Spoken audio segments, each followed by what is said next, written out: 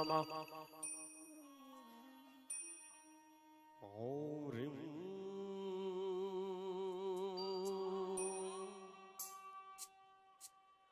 अर्हं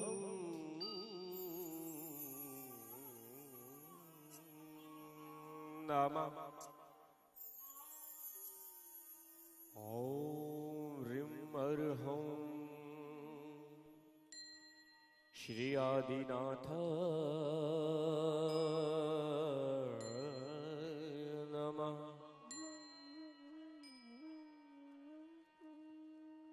ॐ ह्रीं अर्हं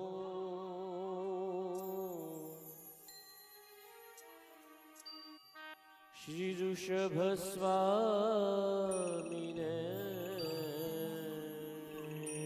नमः।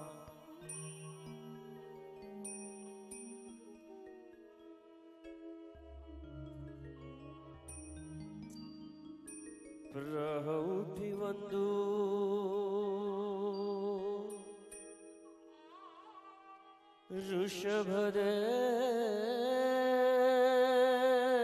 ऋषभदेव भगवंत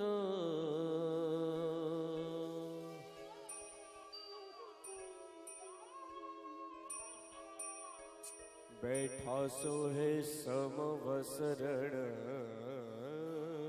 भगवंत त्रण छत्र बिराजे चामर ढोले इंद्र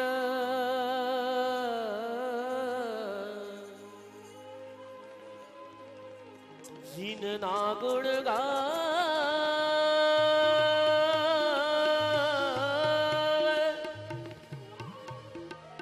सुर नर नारी ना वृंद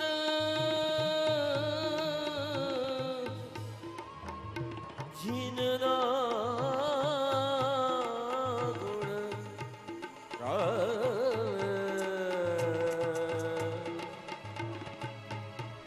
सुर नर नारी ना वृंद।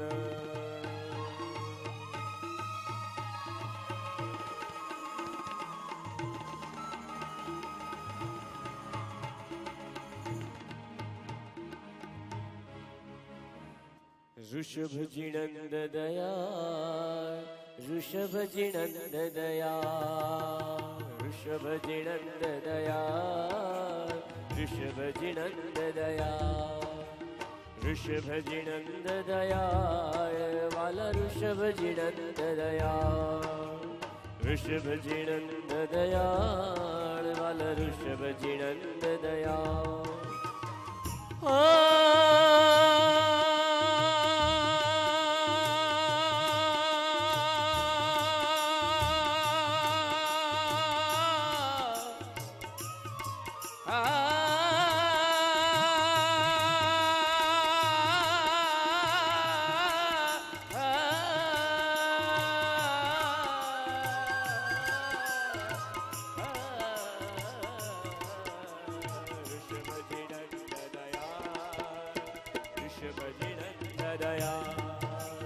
ऋषभ जिनंद दया वाला ऋषभ जिनंद दया।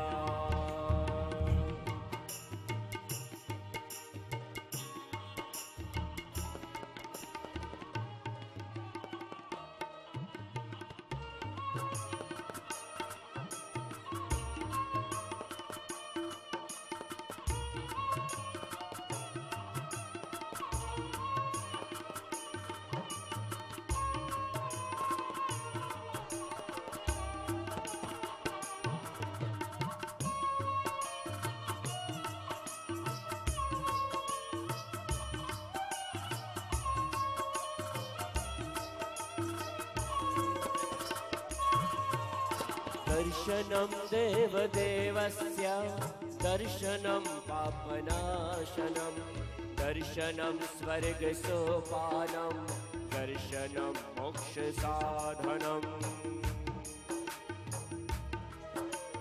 दर्शनं देवदेवस्य दर्शनं पापनाशनं दर्शनं स्वर्गसोपानं दर्शनं मोक्षसाधनं दर्शनं मोक्षसाधनं दर्शनं मोक्षसाधनं दर्शनं दर्शनं दर्शनं दर्शनं दर्शनं दर्शनं दर्शनं दर्शनं दर्शनं दर्शनं ऋषभजिनन्ददया ऋषभजिनन्ददया ऋषभजिनन्ददया ऋषभजिनन्ददया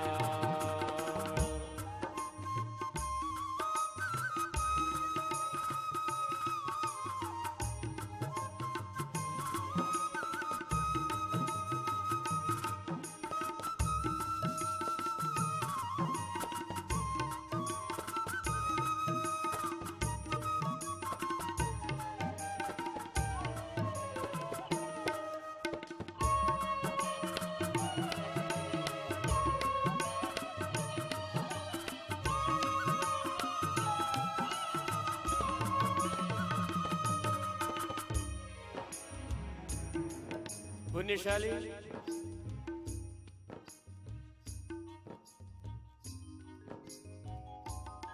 चौदह राजलोक ની અંદર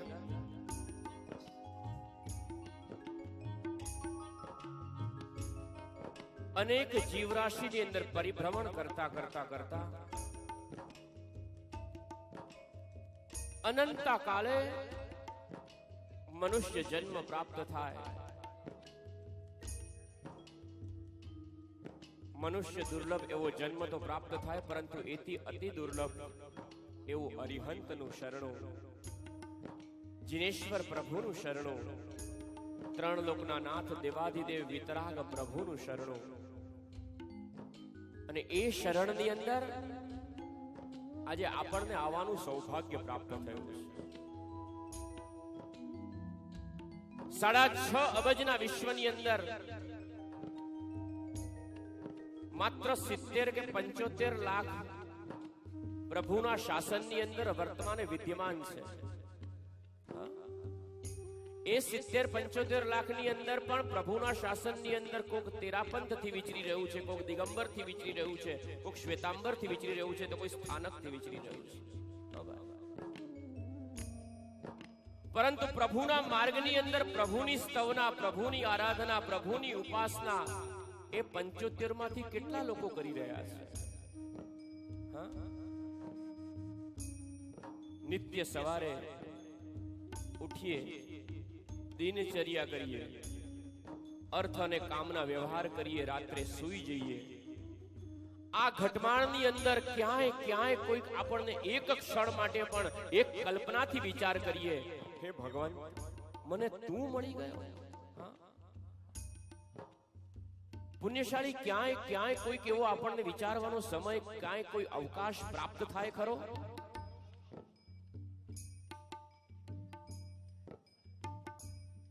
કે વિશ્વની અંદર જીવ સૃષ્ટિ અનેક જગ્યાએ છે. તિર્યંચની અંદર ન ગયા, કોક એવા અતિ અલ્પ વિકસિત એવા રાષ્ટ્રોની અંદર ન ગયા, અતિ અતિ અતિ એવા ગરીબાઈની અંદર ન ગયા. આજે પણ યુગોસ્લાવિયા અને એવા પ્રદેશોની અંદર પોતાની ક્ષુધા એટલે ભૂખને સંતોષવા માટે કોકના વમનની રાહ જોવી પડે છે. એવા કોઈ પ્રદેશમાં ન ગયા. અને અહીંયા ભાઈ ગડબડ નહીં, કોઈ પણ જાત નહીં, કોઈ જ વાતચીત નહીં. વાત કરવી હોય તો બાર ધારાને બાંધી રહ્યા છે અત્યારે આપણે, અને જ્યાં સુધી ધારા બંધાતી નથી ત્યાં સુધી એના મૂળ વિષયની અંદર આપણે અંદર પ્રવેશ કરી શકતા નથી. અત્યારે કઈ જ નહીં ભાઈ. ચાલો,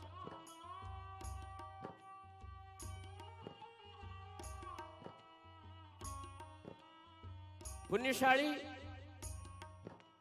વર્તમાનનું જે જીવન આપણે જે જીવી રહ્યા છે ને, ગતાનુગત યાંત્રિક રીતે જીવી રહ્યા છે. યાંત્રિક રીતે જે મળ્યું છે એનો અહેસાસ નથી, અને જે નથી મળ્યું એની પ્રાપ્તિ માટે એની ફાંફા મારી રહ્યા છે. અરિહંત પરમાત્મા જીનેશ્વર દેવ યુગાદિ દેવ પરમાત્મા આપણને મળ્યો છે. હા ભાઈ, વર્તમાને જે સભા છે એની અંદરથી જીન પૂજા, જીન દર્શન લગભગ બધા કરતા હશે ને? હા ભાઈ, નિત્ય જીન પૂજા, જીન દર્શન નો વ્યવહાર બધાને હશે. કદાચ પૂજા ન થાય તો દર્શન. હા, પુણ્યશાલી આજે એવા પ્રદેશની અંદર જવું છે કે એ પ્રદેશ પૂર્વેના સમયની અંદર કેટલો સમય હતો કે જ્યાં પ્રભુનું દર્શન નહોતું, પ્રભુનું સાનિધ્ય નહોતું, પ્રભુનું વચન નહોતું, ના પ્રભુની ઉર્જા હતી, ના પ્રભુની ઓરા હતી, ના પ્રભુનું પ્રતિબિંબ હતું, ના પ્રભુની કોઈ જગ્યાએ અસ્તિત્વ હતું. એવા પ્રદેશ પછીના સમયની આજે વાત કરવી છે.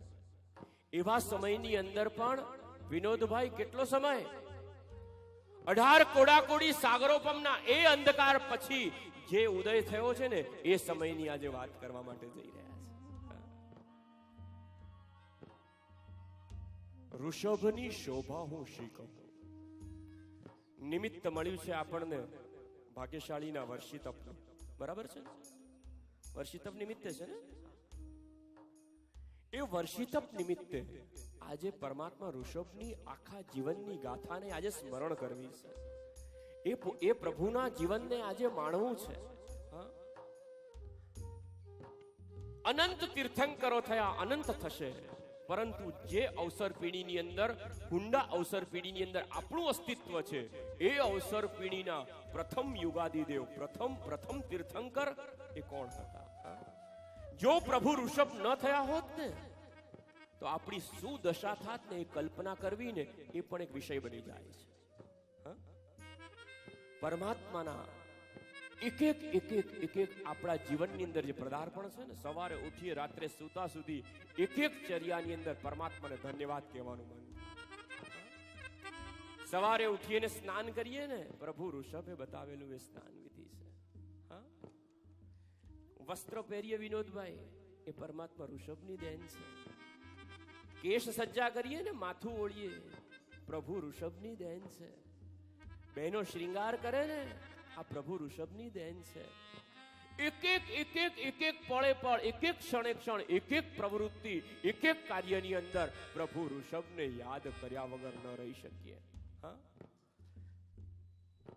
સ્ત્રીઓની 64 અને પુરુષોની 72 કળાનું દાન આ પ્રભુ ઋષભે આપ્યું છે.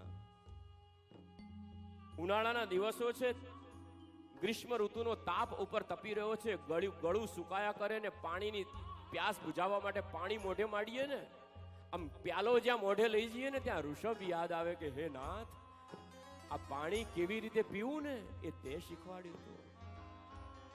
સૌથી પહેલું પ્રભુએ કુંભાર નીતિ નું દાન આપણને કર્યું છે.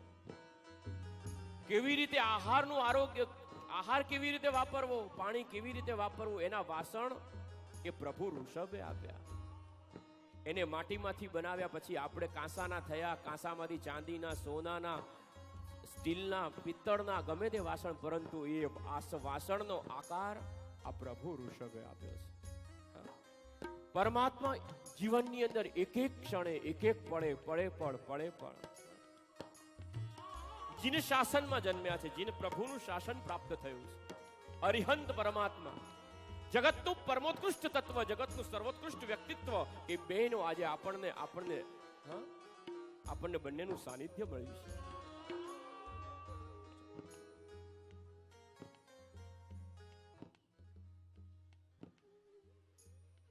જગતનું પરમોત્કૃષ્ટ તત્વ છે આરહંત્ય. અને જે આરહંત્ય, જે વ્યક્તિત્વમાં સંક્રાંત થયું છે એવું વ્યક્તિત્વ એટલે જગતનું પરમોત્કૃષ્ટ વ્યક્તિત્વ અરિહંત. એ અરિહંતનું સાનિધ્ય આજે આપણને પ્રાપ્ત થયું છે. કવિવરો લખે છે, દર્શનમ દેવ દેવસ્ય દર્શનમ પાપનાશનમ, દર્શનમ સ્વર્ગ સોપાનમ, દર્શનમ મોક્ષ સાધનમ. પરમાત્માનું દર્શન એ મોક્ષનું સાધન બની શકે છે. આચાર્ય નરત્ન સુરેશ્વરજી મહારાજા ફરમાવે કે આ જિનેશ્વરને જે જુએ છે, આ અરિહંતને જે જુએ છે, એનો સંસાર સાગર જેટલો સીમિત બની જાય છે. આ અરિહંતને જે માત્ર જુએ છે એનો સંસાર સાગર જેટલો સીમિત બની જાય છે. અરિહંતને જે જાણે છે, અરિહંતને જે જુએ છે એનો સંસાર સાગર જેટલો સીમિત બની જાય. અરિહંતને જે જાણે છે એનો સંસાર સરિતા જેટલો સીમિત બની જાય છે. અરિહંતને જે માણે છે અરિહંતને જે માણે છે એનો સંસાર સરોવર જેટલો સીમિત બની જાય છે, અને પ્રભુને જે સ્વીકારે છે એનો સંસાર ખાબોચિયા જેટલો સીમિત બની જાય છે. હા? પ્રભુનો સ્વીકાર, પ્રભુને જુએ. તમને સવાલ થશે કે પ્રભુને કોઈ વિશેષ યોગથી જોવામાં આવે એનો સંસાર સાગર જેટલો સીમિત બનતો હશે. વિનોદભાઈ, એવું નથી. આ આકૃતિ, આ આભા, આ પ્રતિમા, આ પ્રતિબિંબ, આ આભાને જે નિહાળે છે ને, રસ્તે જનાર પણ જો આ આભાને નિહાળી લે ને, એકાંતે નિર્વિવાદ વાત, એનો સંસાર સાગર જેટલો સીમિત બની જાય છે. પ્રભુને જે જાણે છે, આ અરિહંત છે, આ વિતરાગ છે, આ જિનેશ્વર છે, આ દેવાદિદેવ છે, આ જાણકારી માત્રથી એનો સંસાર સરિતા જેટલો સીમિત બની જાય છે. પ્રભુને જે માણે છે, પ્રભુને જોયો, જાણ્યો, અને જાણ્યા પછી જે માણે છે, હે નાથ મને તું મળી ગયો.